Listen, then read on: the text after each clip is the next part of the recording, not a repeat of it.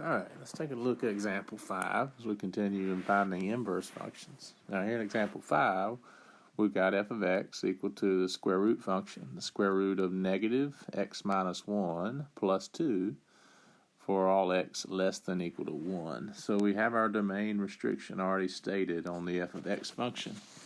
So x value is going to be less than equal to 1. So graphically, when we graph this here in a little bit, we're going to see this graph take place on the x-axis between negative infinity and 1.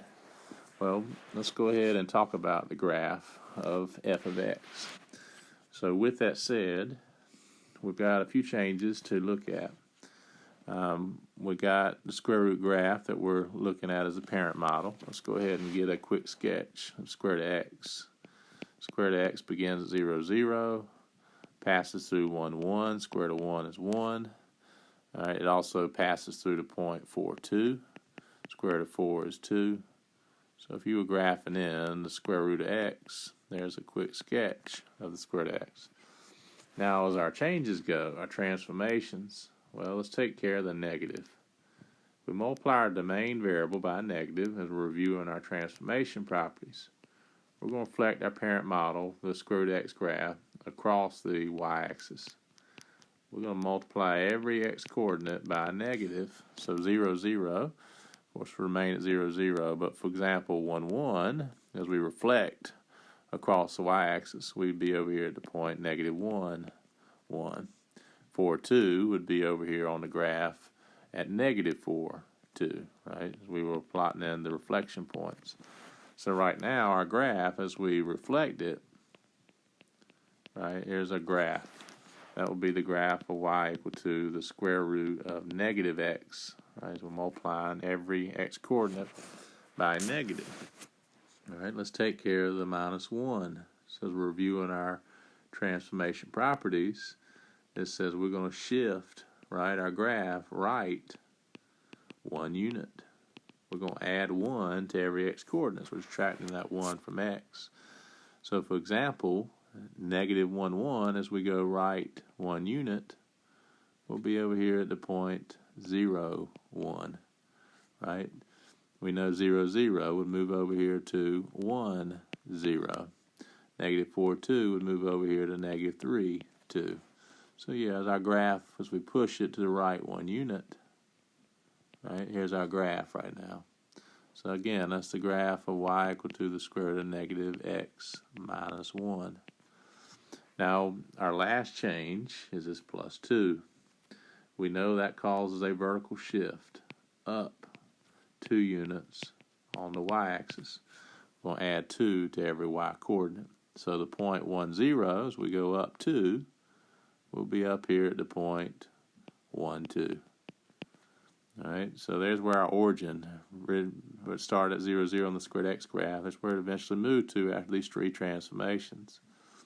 We know this point 0, 1 is going to move up here to 0, 3. All right, we know negative 3, 2 would move up here to negative 3, 4. So as we're graphing that in, right, here's a sketch of our graph. So here's our graph of f of x. F of x equal to the square root of negative x minus 1 plus 2 for all x less than equal to 1. And you can see that. Now I'm going to go ahead and erase in all these other graphs, right? Let's go ahead and get rid of those. So we've got our graph now that we're looking at, which is f of x. Right? So we can take care of those. All right, with that said, let's go ahead and continue on now as we start to continue our characteristics. What is the range of the f function? So where is this graph? So again, domain, let's shade it in here in black. Where's this graph on the x-axis? Right, you can see our graph takes place between negative infinity and 1, right? So that's where our graph is on the x-axis. Now our range, which is the y values, let's shade in, I'll put it in blue. Right, our graph takes place from what? 2 to infinity. So the range of f of x, all y values greater than or equal to 2. There it is in interval form.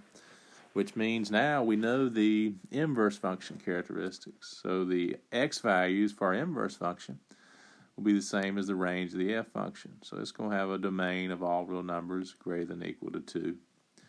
And we'll find that in a little bit when we calculate that function. And we know the range of the f inverse function is going to be the same as the domain of the f function, which was negative infinity to 1. So these will be the y values, right, for our inverse function. So let's go ahead and find that function, and we sketch its graph. So to find f inverse of x, let's go ahead and state our two relating variables. We're dealing with y and x again. Y is equal to the square root of negative x minus 1 plus 2 for all x values less than or equal to 1. Step 2, we're going to interchange or swap out x and y. So y becomes x, right, and x becomes y.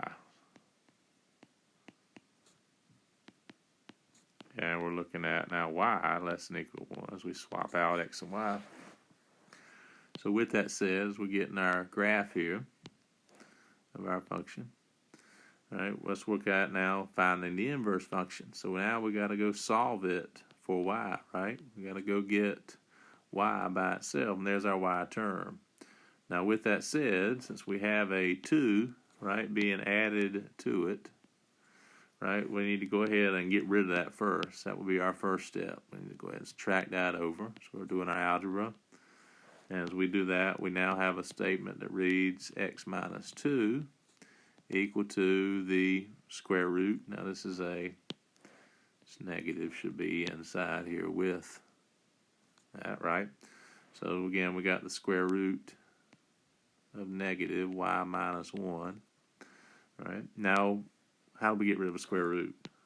We're going to solve for y. Y is sitting inside the square root. We're going to have to square both sides of this equation. So we'll use the principle of powers. Raise both sides to a power 2.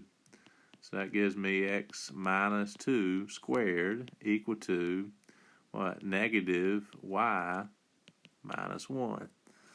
As we're solving for y, let's go ahead and get rid of the negative. So I'm going to go ahead and multiply both sides by -1 or divide out the negative. However we want to look at it, we're going to have to get rid of the negative. So we'll times both sides by a negative to do that. And now we have our equation that reads negative x minus 2 squared equal to y minus 1. And then our last step in solving for y is add 1 over to the other side of our equation, right? And now we've got our inverse function. So we got negative x minus 2 squared plus 1 equal to y. So f inverse of x is a quadratic function, the negative of x minus 2 squared plus 1. And remember, this is for all y values less than or equal to 1. And our x values, remember our domain on the f inverse function. X has got to be greater than or equal to 2. Right? Y has got to be less than or equal to 1. Now with that said, you could graph it in fairly easily. This is in transformation form. Right? This is our x squared graph. Right? So we look at it, and let's put it up here on the graph here. Our parabola. Right, our U-shaped graph passing through 1, 1, right, passing through negative 1, 1. That's the graph of the square root of, or x squared. As we turn it upside down, right, that's what the negative does. It reflects our graph, right, across the x-axis, turns it upside down. And then you're going to shift it right 2 units. That's what the minus 2 does. So that will be over here, now at a point of 2, 0. We were moving it in, transforming it. And then up 1 unit would be here with our graph. So there's your graph. Now remember, we're restricting our domain for all x values greater than or equal to 2. So as we clear out everything to the left of 2, right, we would have the graph here of this function. So you can see a graph here in blue. Right, here's the graph of our inverse function. And you see they are symmetrical, right? If you were to graph in your test line, right, you can graph in line y equal x, and you put it on your TI calculator, get even a better picture, right? There's the symmetry line of y equal x. But again, domain everything equal 2. Where does this graph take place in the y-axis? Negative infinity to 1. So you can see those characteristics there with this graph. So again, that's inverse functions.